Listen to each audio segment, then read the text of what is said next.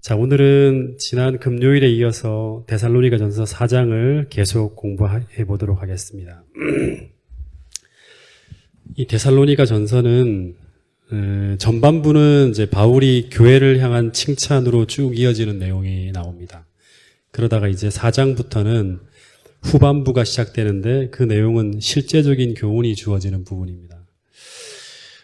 그래서 우리가 지난번에 금요일 날 공부했던 것처럼 첫 번째 교훈이 뭐였죠? 하나님의 뜻은 이것이니 하면서 나온 첫 번째 내용이 뭐였죠? 바로 우리의 거룩함이다라고 했습니다. 우리의 거룩함이라는 것은 이거는 이제 어떻게 번역되어지고 있는 글인가 하면 바로 성화라고 이제 이야기하면 된다 그랬죠. 그렇죠? 근데 성화라는 게 뭔가 하면 그냥 막연하게 거룩하게 변화되어지는 것이 아니라 이 성화는 어떻게 변화되어지는 거죠? 우리가 예수님처럼 변해가는 거예요. 그래서 지난 금요일 날 제가 하나님은 오늘 재림을 준비하며 살아가는 우리가 주님처럼 변화되어져 가는 것, 그것이 오늘 재림을 소망하며 준비하는 모든 재림 성도들을 향한 하나님의 뜻이라고 하는 거예요. 그러니까 성화되어지는 것이 재림 준비의 첫 번째예요. 네. 그러면서 이제 사도 바울이 그 후 이 성화의 열매로 나타나야 될 두 가지를 이야기하는데 그 하나는 뭐였죠? 음란을 버리고 라고 하면서 성결하고 깨끗한 삶을 살아갈 것을 말하고 있고, 그 다음에 또 하나가 이제 오늘부터 공부할 9절 10절에서 이야기하는 형제 사랑에 대한 부분입니다. 됐어. 이 성화, 하나님의 뜻은 이것이니 우리의 거룩함이다. 다시 말하면 우리가 성화되어지는 것이 재림 준비의 핵심이다 하면서 이 성화의 내용으로 첫 번째 말하는 게 성결한 삶이에요. 깨끗한 삶을 살아가는 거예요. 세상에서 구별되는. 두 번째는 이 성결한 삶에 무엇이 담겨야 되는가 하면 형제를 사랑하는 사랑이 담겨야 돼요. 따뜻한 사랑이 담겨야 돼요. 그리스도의 사랑이. 그래서 음란을 버리면서 성결한 삶을 살아가는 것, 다시 말하면 세상과 구별된 정결한 삶을 살아가는 것, 이것이 첫 번째고, 두 번째는 형제를 사랑하라는 거예요. 그 깨끗하고 성결한 삶을 가지고 이웃과 형제 속으로 들어가서 그들에게 그리스도의 사랑을 실천하라고 하는 거예요. 이게 이제 재림을 준비하는 재림 성도의 삶 속에 나타나야 될 모습이라고 합니다. 그러면 9절 10절을 같이 한번 읽어보겠습니다. 사도 데살로니가전서 3장 9절부터 10절 내용입니다.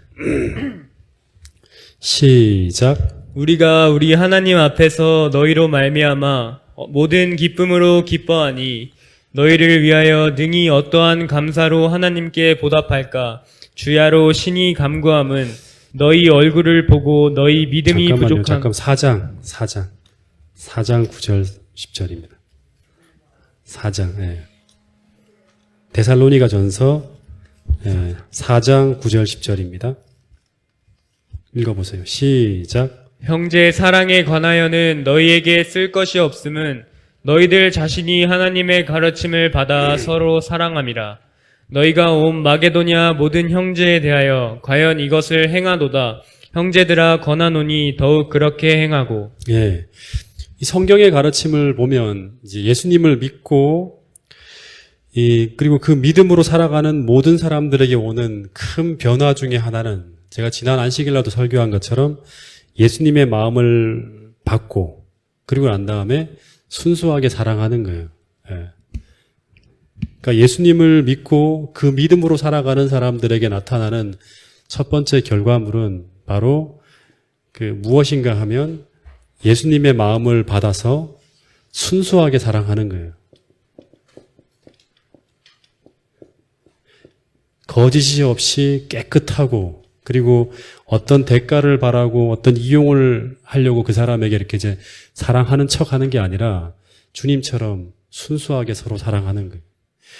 그래서 사도행전 262페이지에 보면 열렬한 형제 사랑은 열렬한 형제의 사랑은 회심에 대한 가장 강력한 증거 중에 하나라고 기록하고 있습니다.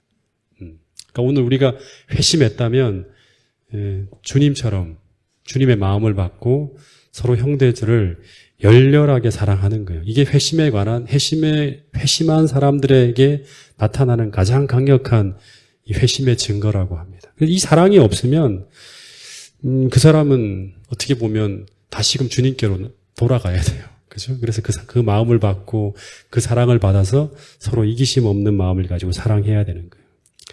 그런데 이 데살로니가인들은 그 회심의 가장 강력한 증거인 그 사랑이 나타나고 있다고 하는 거예요. 그리고 그 사랑을 심지어는 마게도냐 모든 형제들에게 모범으로 보여주고 있다고 합니다.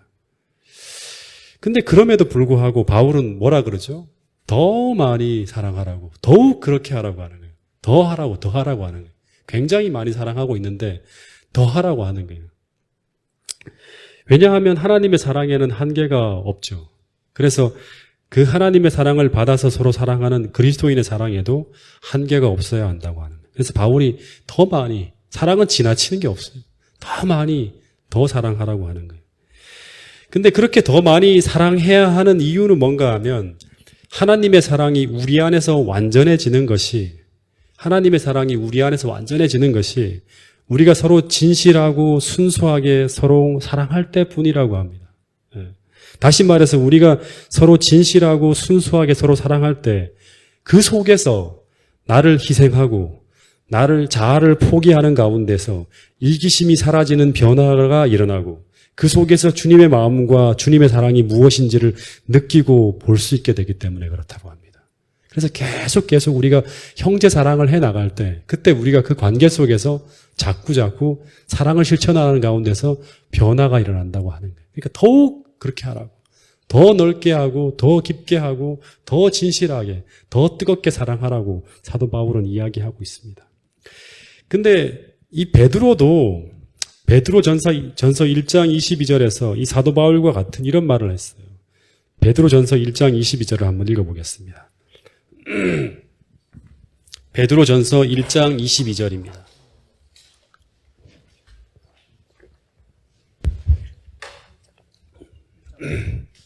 1장 22절 시작. 너희가 진리를 순종함으로 너희 영혼을 깨끗하게 하여 거짓이 없이 형제를 사랑하기에 이르렀으니 마음으로 뜨겁게 서로 사랑하라. 이 성경절은 지금까지 제가 이야기한 모든 내용을 요약하고 있습니다.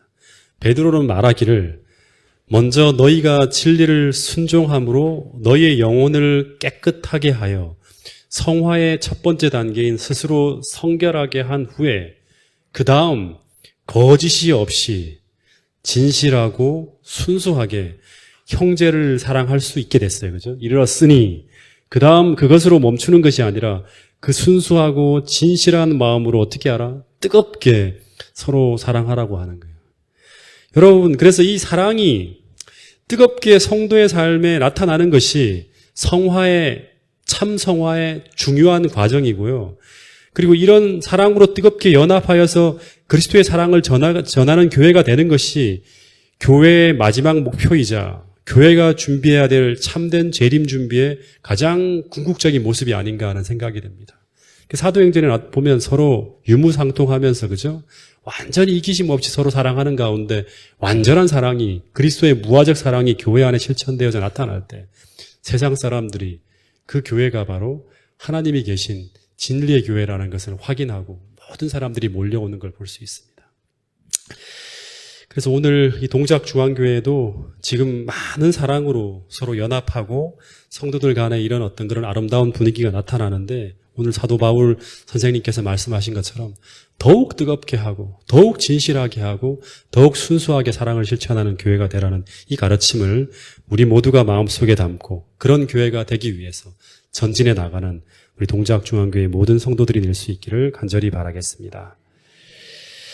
그래서 재림을 준비하는 이 데살로니가 성도들에게 주는 사도 바울의 재림 준비의 지침은 첫 번째, 스스로 성결케 하라는 것이에요. 그죠? 성결한 삶을 살라는 것이고, 두 번째는 거짓이 없이 순수한 마음으로 서로 뜨겁게 더욱 많이 사랑하면서 사랑을 실천하는 교회가 되라고 이야기하고 있습니다. 이게 재림 준비의 하나하나의 구체적인 이야기들입니다.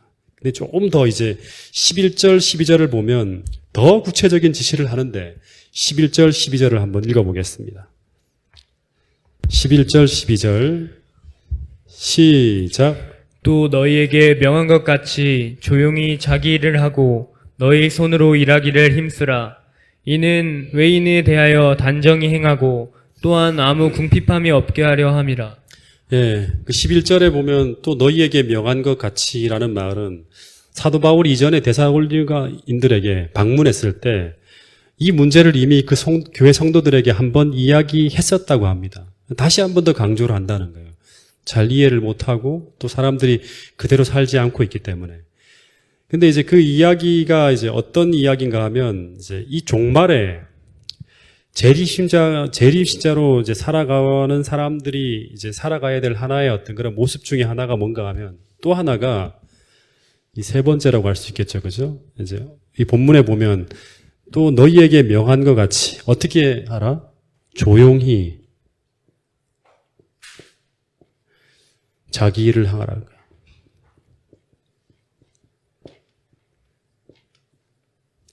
네. 조용히 자기 일을 하면서 살아가라고 하는 거예요. 네.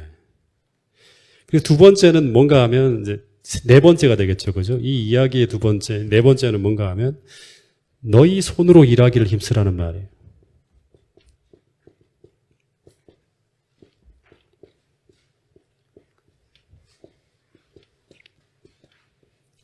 너희 손으로 일하기를 힘쓰라.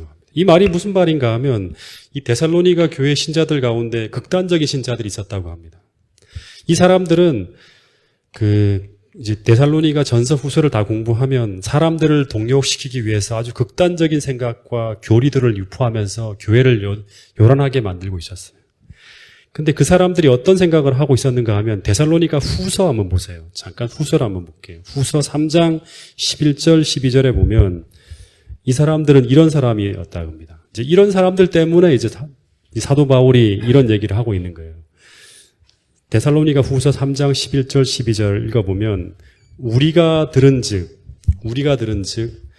너희 가운데 게으르게 행하여 도무지 일하지 아니하고 일을 만들기만 하는 자들이 있다 하니 이런 자들에게 우리가 명하고 주 예수 그리스도 안에서 권하기를 조용히 일하여, 똑같이요. 조용히 일하여, 다음에 자기 양식을, 너희 손으로 한 양식을 먹으라 하노라 하고 이제 이야기하고 있어요. 실제로 사도행전 261페이지를 읽어보면 이 데살로니가 교회는 아주 광신적인 생각과 교리들을 가진 사람들 때문에 크게 괴로움을 당했다는 이야기가 나옵니다.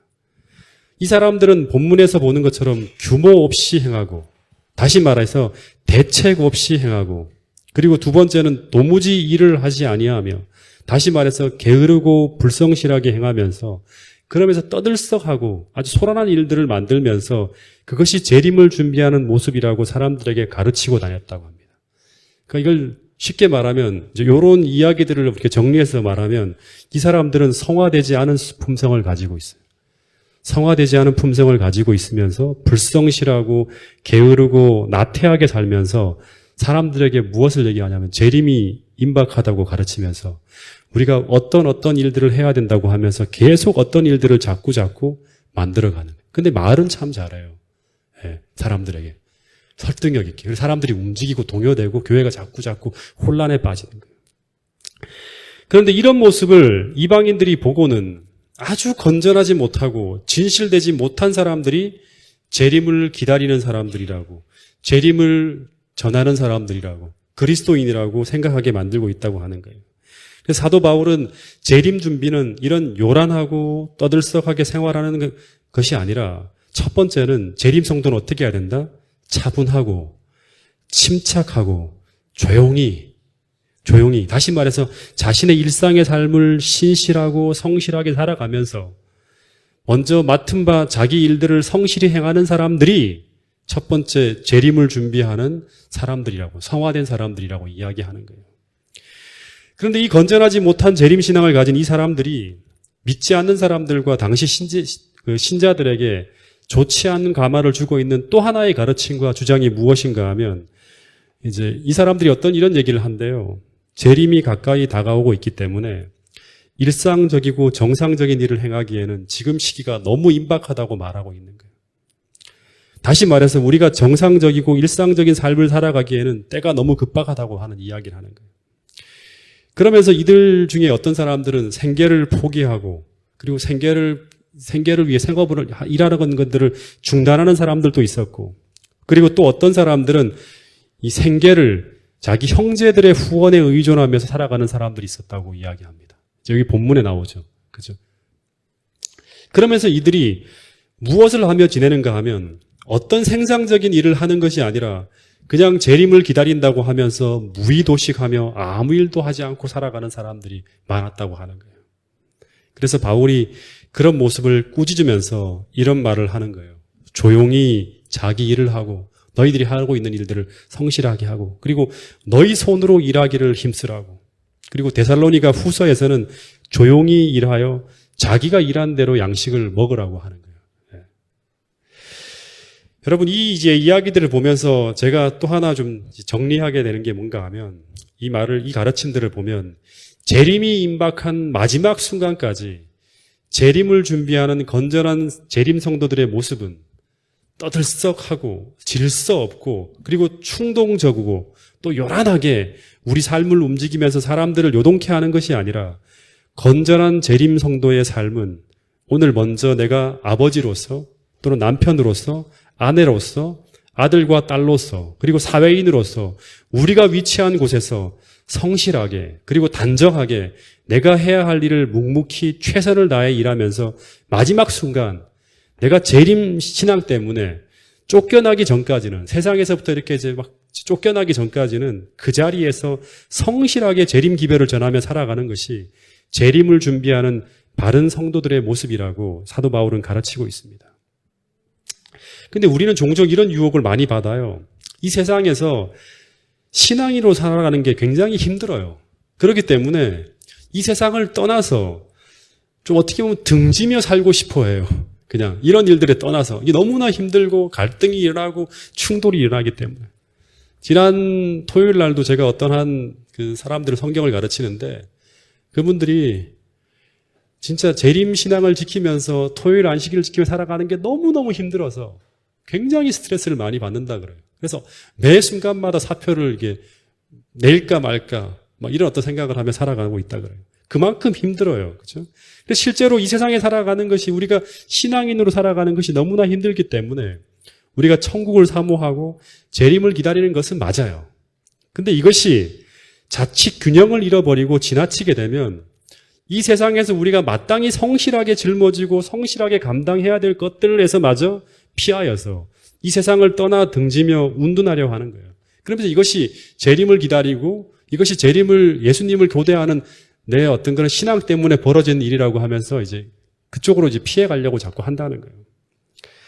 근데 사도 바울은 말하기를 그런 모습은 하나님이 바라시는 재림 성도의 모습이 아니라고 합니다.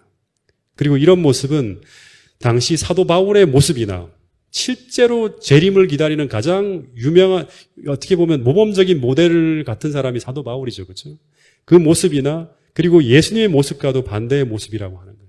주님이나 바울이나 그들 모두 일상을 등지고 살지 않았고 도리어 이 세상에 섞여서 그들의 매일의 성실한 삶을 다하면서 사명을 가지고 주님을 증거하는 삶을 살았다고 하는 거예요.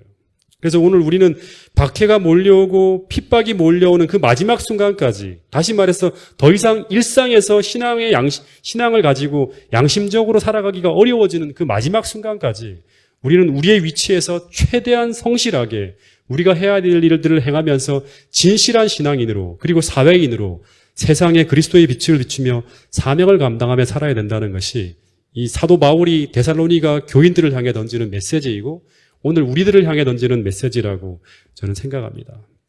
여러분 그런데 세상을 완전히 떠나야 할 그때는 오긴 오죠. 그죠? 완전히 떠나야 될 순간이 오긴 와요.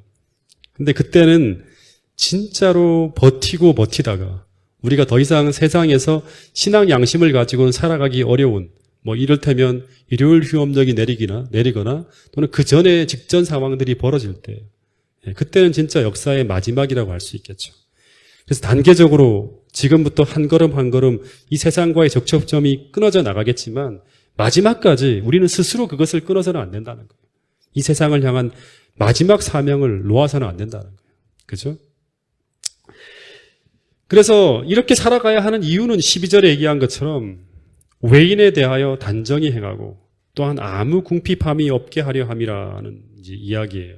이 외인이란 말은 교회 밖에 있는 비그리스도인들을 말하는데 이런 사람들에게 우리가 모순이 없는 삶을 생활을 통해 보여줘야 하기 때문이라고 하는 거예요. 계속 그들은 우리의 삶을 통해서 이제 기별을 듣고 그리고 예수님 그리스도인의 삶이 어떤 삶인지를 보고 우리를 통해서 자꾸 하나님을 바라보고 재림의 기별을 듣고 내세에 대한 가르침을 계속 받아야 돼요. 앞으로 어떻게 될 건지 우리의 삶을 통해서 봐야 되는 거예요. 근데 우리가 그들에게 비춰주는 모습이 모순이 있는 모습이나 터무니없는 모습이나 괴팍한 모습이나 이상한 모습이 되어서는 안 돼요. 상당히 건전한 어떤 그런 신앙의 모습을 보여줘야 되는 거예요. 다시 말해서 재림교회는 마치 세상을 포기하고 세상을 등지고 이 땅에서 삶을 거부한 채 불성실하고 이 세상에 전혀 도움이 안 되는 쓸모없는 그런 사람들로 비춰져서는 안 된다는 거예요. 상당히 있어야 될 사람, 건전한 영향력을 갖춘 사람으로 세상에 계속 우리의 기별을 전할 수 있는 루트를 만들어 가야 되는 거예요. 초창기 때 제가 재림신앙을 받아들이고 난 후 지금 이번 주에 침례받는 제 매형이 제 모습을 보고 너무 이상하고 너무나 잘못된 신앙에 빠졌다고 생각하면서 완전 조카들 절대 그 재훈이랑 만나면 안 된다고 막 이런 아주 엄격한 경계령이 내려질 정도의 어떤 그런 삶을 제가 살았어요. 그러니까 갑자기 학교 다니다가 학교도 그만두고 부모님 속을 썩이고 그래서 그런 과정이 그렇게 지나가게 되는 것이 하나님의 뜻이었다고 해도 지금 복기를 해보면 그 과정에서 더 지혜롭고 더 온유하고 더 성실하게 할 수 있는 방법들이 없었는가를 지금 생각해 보면 참 아쉽다는 생각이 많이 듭니다. 그냥 저는 하고 싶으면 그냥 바로 해버렸거든요. 이렇게 누가 어떻게 생각하든가. 그래서 여러분 우리들의 삶의 모든 과정은 사람들의 주목거리이기 때문에 그 하나하나를 결정하고 선택해 나가는 그 모든 과정에서 우리는 외인에 대하여 어떻게 행해야 된다? 단정히 행하고 그리고 또 하나는 아무 궁핍함이 없게 해야 된다고 하는 거예요. 외인들이 우리들 때문에. 다시 말해서 나의 신앙적 행동으로 인해서 어떤 사람도 궁핍이 없게 해야 된다고 하는 이 말은 그리스도인은 재림을 기다린다고 하면서 아무 일도 하지 않고 게으르게 행하며 자신의 생계를 다른 사람들에게 의존하는 그런 불성실한 삶을 살아가서는 안 된다고 하는 거예요. 그래서 신앙을 지키며 살아가는 과정 속에서 어려움이 닥쳐올 때 마냥 피하기만 하고 세상의 은둔에게 숨는 것이 아니라 그 가운데서도 요란하게 충돌하지 않으면서도 조용히 행하며 우리가 할 수 있는 영역에서 단정히 행하며 나의 신앙으로 인해 다른 사람들에게 손해가 없도록 성실하게 행하는 삶을 살아가는 것이 마지막까지 이 세상 속에 살아가는 건전한 재림 신앙을 가진 재림 성도의 삶이 되어야 한다고 바울은 이야기하고 있는 것입니다. 그래서 이런 어떤 생각들을 가지고 우리가 하루하루 살아가게 될 때 하나님은 길을 열어주고요. 우리가 때로는 우리가 원하는 어떤 그런 것들 속에서 하지는 못하죠. 고생스럽지만 하나님께서 우리가 이 땅에서 마지막까지 사명을 가지고 살아갈 수 있는 모든 길들을 열어주신다는 것이 바로 우리가 믿는 예수 그리스도를 향한 신앙을 가진 우리들의 삶이라고, 우리들의 믿음이라고 생각을 합니다. 그리고 또 하나 데살로니가 교인들이 고민하고 의문을 갖는 이 주제가 재림 직전에 재림에 벌어질 때 벌어지는 하나의 상황 가운데 하나인 죽은 자들에 관한 것입니다. 이 이야기는 아마 제가 오늘은 하지 못하겠지만 개략적인 이야기를 보면 13절에 보면 사도 바울이 이런 말을 합니다. 자는 자들에 관하여는 너희가 알지 못함을 우리가 원하지 아니하노니. 당시 데살로니가 교인들은 예수님을 기다리다가 주님의 재림을 보지 못하고 그리스도 안에서 죽은 자들의 운명에 대해서 굉장히 염려하고 있었다고 합니다. 다시 말해서 그런 사람들이 예수님이 올 때 어떻게 하나님 나라의 그 영광에 동참할 수 있는가에 대한 의문을 가지고 디모데에게 먼저 물어봤겠죠. 네. 근데 이 디모데가 그 이야기를 충분하게 설명하지 못하고 돌아와서 아마 바울에게 이런 이야기를 했을 거예요. 이 데살로니가 신자들이 믿음 안에서 생활하다가 형제들이 하나하나 죽어가는데 예수님은 오지 않고 그 사람들이 어떻게 이제 나중에 주님 오실 때 하나님 나라에 동참하게 되는가 이제 궁금했다고 하는 거예요. 그래서 바울이 이 디모데를 통해 들은 그 이야기를 쭉 들은 후에 이제 편지의 이야기가 뭐냐면 죽은 자들을, 다시 말하면 그리스도 안에서 믿음을 가지고 살아가다가 죽은 자들에 관하여는 너희가 알지 못함을 원하지 아니하노니 하면서 죽은 자의 상태에 대한 이야기들을 쭉 이야기합니다. 그러면서 이제 재림시에 일어나게 될, 재림시에 벌어지게 될 두 가지의 이야기를 합니다. 두 가지 이야기를 하는데 그 첫 번째가 바로 뭔가 하면 죽은 자의 부활의 문제를 다뤄요.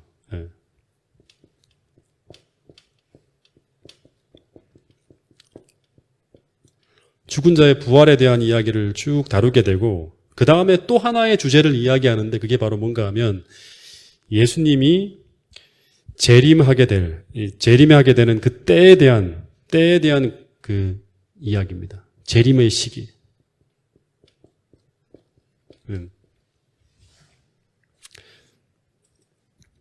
그래서 이 4장 후반부, 이제 오늘 우리가 4장 이제 중반을 넘어갔는데 4장 후반부에 대한 이야기는 이 죽은 자의 부활에 대한 이야기를 쭉 다루고 있고 그 다음에 이제 그 5장에서는 이제 마지막 장이죠. 데살로니가 벌써 5장 끝납니다. 그 5장에서는 이 재림의 시기에 대한 이야기, 재림 준비에 대한 이야기를 쭉 다루게 됩니다. 그래서 이 두 문제를 사도 바울이 새로운 교리로서가 아니라 신자들이 좀 더 깊게 이제 교훈을 받고 그리고 권고를 받아서 아주 친숙한 교훈으로 이것들을 마음속에 담고 자연스럽게 이 사람들이 죽었지만 마치 이제 하나의 어떤 영상을 보는 것처럼 이 사람들이 예수님 재림할 때 어떻게 부활하게 되고 우리는 어떻게 주님을 맞이하게 되는지를 쑥 이야기처럼 설명해줘요. 그리고 마지막에 이 재림을 그런 어떤 부활의 순간에 우리가 주님과 함께 영광스럽게 그 대열에 참여하기 위해서 그 주님이 오는 그 시기에 벌어질 일들이 어떤 것들이 일어나고 우리는 어떻게 준비해야 되는지에 대한 때와 준비에 관한 문제들을 한 번 더 5장에서 실제적으로 다루게 됩니다. 그래서 이 이야기들은 이제 바울이 그들과 함께 있을 때 이 모든 문제를 충분하게 대답하거나 모든 주제를 다 한 번은 이야기를 했지만 자세하게 가르쳐 주지 못했기 때문에 이제 글로서 중요한 부분들만 다루어서 이제 데살로니가 신자들에게 전하고 있습니다. 그래서 그 주제는 그 중에 하나의 주제는 이제 금요일 저녁에 여러분들에게 죽은 자의 부활에 대한 이야기부터 먼저 시작해서 자세하게 다루어 드리도록 하겠습니다. 그래서 더운 여름이라서 너무 길게 하지 않으려고 짧게 말씀을 드리도록 하겠습니다.